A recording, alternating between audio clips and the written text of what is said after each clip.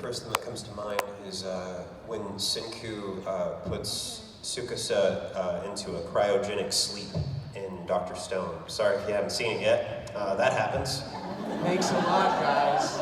And it's very moving because Senku just talks a bunch of gibberish at him. He talks about how he thinks that the mushrooms in the Mario games are magic mushrooms. And it's just one of those cute, random things. It's like you're talking to someone who's dying, basically, and you're just trying to take their mind off it, and you say whatever comes to mind, and that's what it happens to be. And I just thought it was adorable.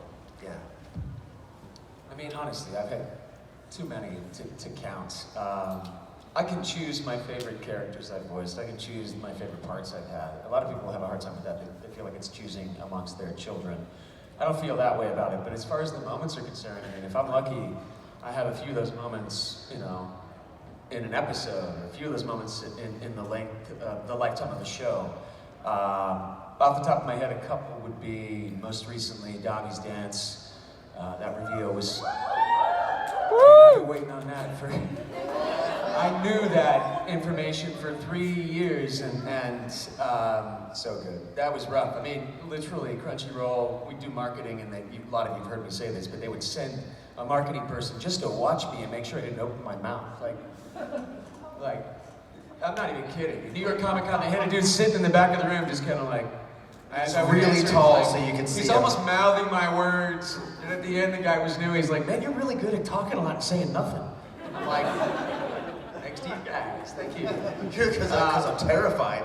So that was gratifying on so many levels, and memorable on so many levels, in part because I felt like I've been training my whole life for that moment. But there's others too, like, I don't know if anybody's seen a show called Talked Up Destiny. There's this, like, in the very beginning, there's this beautiful, beautiful, beautiful monologue just talking about music, and it's in the very beginning of the series. Yeah, I remember it. Before he's going to play and basically bring the monsters down. Yeah. Unintentional. But the point is that, I don't know, I love, there's something very satisfying about having a moment like that it gives you chills while you're doing it. 100%. And you know, and to do a big long pass like that, that's my favorite. Like to get a nice chunk. Yeah. And again, director helps a lot. Caitlin Glass was the director of that. She's somebody I'm very comfortable with, and vice versa. Anyway, I could go on and on about this. I could answer this question for the whole time. I'll stop. I think I have two that come to mind. One was there's a scene in the My Hero film World Heroes Mission where Rhodey and Deku were having a conversation in a cave that was really, really special. And similar to what you're saying about like doing something that like, even now when I watch it, I still get the chills from it. There's a scene in the first episode of Chainsaw Man where right after Denji and Pochita make their contract with each other, and he wakes up in the dumpster, he kind of has this like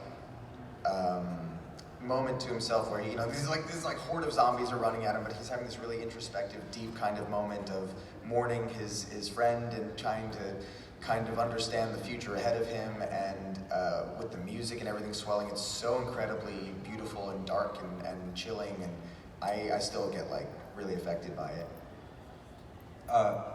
Something I do want to throw out there. This is there's a unique thing about anime voice acting. It's like the one advantage that we truly have over all other forms of acting, for anime dubbing specifically, and that's that the music is there in our ears. Yeah.